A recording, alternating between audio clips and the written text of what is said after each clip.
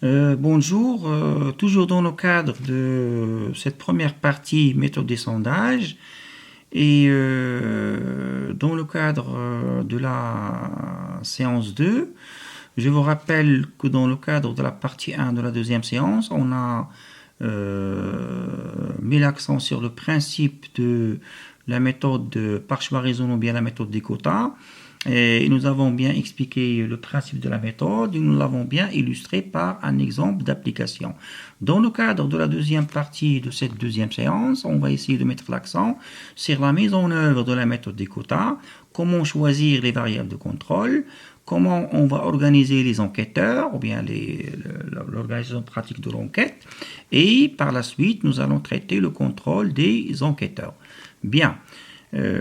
Voilà pour cette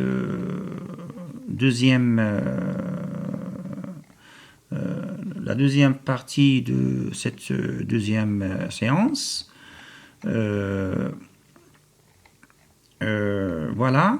Relativement à la mise en œuvre de la méthode des quotas, la mise en œuvre de la méthode des quotas, relativement au choix des variables de contrôle. Comme je l'ai déjà précisé auparavant, les variables de contrôle, ce sont des variables qui permettent d'assurer la conformité entre l'échantillon, la structure de l'échantillon et la structure de la population. Et nous avons bien, la dernière fois, illustré à travers un exemple d'application relativement aux 15 000 entreprises, selon les deux variables de contrôle, le chiffre d'affaires et le nombre d'employés. Et nous avons vu comment, c'est-à-dire appliquer la méthode de quota en respectant le principe de cette méthode et en choisissant les variables de contrôle, le chiffre d'affaires et le nombre des employés. Bien. Donc le choix des variables de contrôle, le caractère, il faut que le caractère doit être en relation avec la variable étudiée. Mais supposons par exemple que vous voulez bien par exemple traiter à travers la méthode de quota, vous voulez bien choisir un échantillon et vous voulez bien traiter par exemple la discrimination salariale. Donc dans ce cas-là, la variable de contrôle à choisir, c'est pas le revenu, il faut choisir la variable de contrôle comme étant le sexe. Le sexe pourquoi? Parce que le sexe est en relation étroite avec la variable étudiée. Bien. Deuxièmement, deuxième condition, il faut que cette variable doit avoir une distribution statistique connue de l'ensemble de la population. Donc je dois connaître la répartition, comme je l'ai précisé auparavant, de la population selon cette variable de contrôle. Si jamais je vais choisir le sexe, comme je l'ai précisé auparavant, je dois savoir quelle est la répartition, ou bien quota population pour les hommes et les femmes. Sinon, je ne peux pas appliquer la méthode de quota. Troisième élément, il faut que la variable que vous choisissez, elle est facilement observable sur le terrain. Imaginez-vous, si vous voulez bien choisir par exemple les variables de contrôle qu'on a déjà vues auparavant, le sexe, il est facilement observable sur le terrain, l'âge, etc., etc. Bien, donc ces trois conditions, c'est-à-dire la corrélation étroite, la distribution statistique, l'observation facile sur le terrain, il limite le choix d'un certain nombre de variables. Par exemple, je ne peux pas retenir, nous allons voir comme quoi, donc je ne peux pas retenir par exemple la condition, je ne peux pas par exemple retenir le revenu comme étant une variable de contrôle. Pourquoi? Parce que la condition 2 et 3, cette variable ne peut pas remplir la condition 2 et 3. Donc la distribution n'est pas connue généralement et il n'est pas facilement observable sur le terrain. C'est-à-dire on a exclu la variable revenu parmi les variables de contrôle. Bien.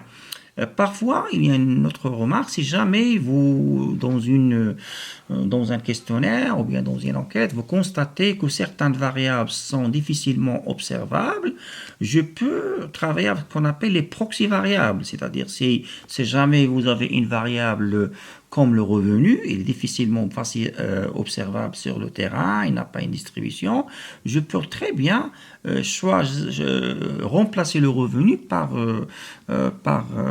son proxy qui est la consommation, comme vous l'avez déjà vu dans votre cours de macroéconomie en S2, à travers la fonction de consommation keynésienne, la consommation est en fonction du revenu. Donc je peux par exemple, si j'ai des problèmes concernant le revenu, je peux par exemple le remplacer par la consommation, ce qu'on appelle les variables proxy. Bien. L'organisation pratique de l'enquête, une fois que vous avez bien défini vos variables de contrôle, donc pour résumer, donc les variables de contrôle les plus couramment utilisées dans la méthode du quota, c'est le sexe, l'âge, la catégorie socio-professionnelle, la région, la catégorie de commune, urbaine ou bien rurale. Donc ce sont les variables.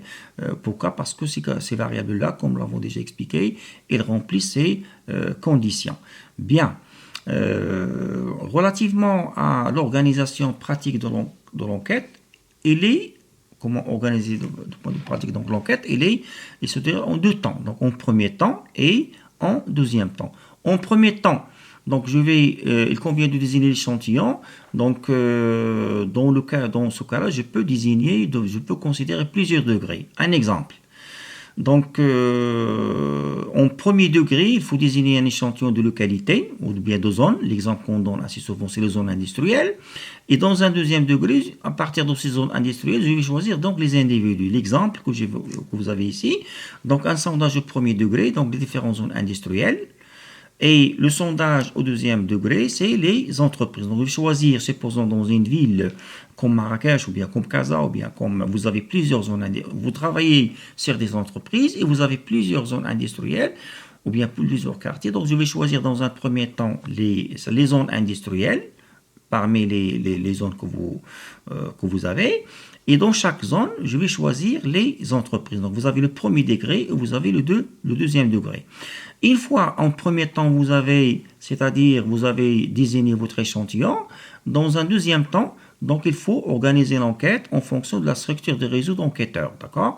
Donc les réseaux d'enquêteurs, donc soit vous avez deux possibilités. Je vous rappelle que les enquêteurs, ce sont les individus qui vont remplir le questionnaire ou bien l'enquête.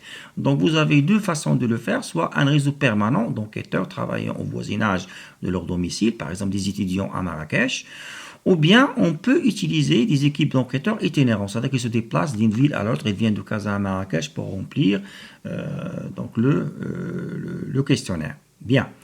Relativement, donc voilà, nous avons défini les variables, nous avons défini comment choisir les variables de contrôle. Nous avons vu comment organiser l'organisation pratique de l'enquête à travers les deux temps, c'est-à-dire les choix des degrés et la structure des réseaux d'enquêteurs. Maintenant, il se pose le problème du contrôle des enquêteurs. Donc, pourquoi? Parce que on vous confie par exemple une tâche, on vous demande de remplir un certain nombre de questionnaires et on va vous contrôler est-ce que vous avez effectivement rempli ces questionnaires ou non. Donc, c'est la raison pour laquelle le contrôle des enquêteurs ici, il y a le contrôle des enquêteurs, il pose un certain nombre de difficultés. D'accord? Pourquoi? Parce qu'on va demander aux enquêteurs de respecter un certain nombre de quotas et les personnes à interroger. Donc bien, donc on doit imposer aux enquêteurs de choisir les quotas comme nous l'avons déjà vu dans les exercices, l'exemple précédent. En dehors de ça, on peut demander aux enquêteurs l'interdiction de sélectionner la personne interrogée sur une liste. D'accord? C'est une liste des abonnés, etc. Parce que dans ce cas-là, il faut changer de méthode. L'interdiction d'opérer sur le lieu de travail, parce que risque que vous allez déranger les gens. Et l'interdiction d'interroger deux fois la même personne, comme vous l'avez déjà vu. Nous l'avons déjà fait, l'année dernière, dans le cadre de notre cours de probabilité. Il y a deux modes de tirage. Il y a un tirage avec remise ou bien un tirage sans remise. Si vous interrogez la personne deux fois, donc il ressemble à un tirage avec remise. C'est la raison pour laquelle on interdit aux personnes d'interroger la personne deux fois, comme si on opte pour le tirage sans remise. Donc il y a un procédé de la méthode de police, d'accord. Donc c'est une procédure de contrôle, d'accord, souvent utilisée pour contrôler les enquêteurs.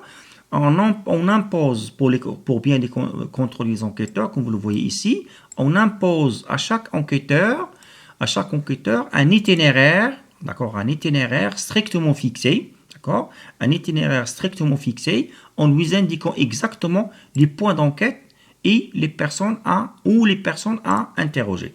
Pourquoi? Parce que ça va nous faciliter, par exemple, tel quartier, Par exemple, s'il était un itinéraire, tel quartier, tel immeuble, tel appartement, pour qu'on puisse les contrôler facilement. Sinon, ça va nous poser un certain nombre de problèmes concernant le contrôle.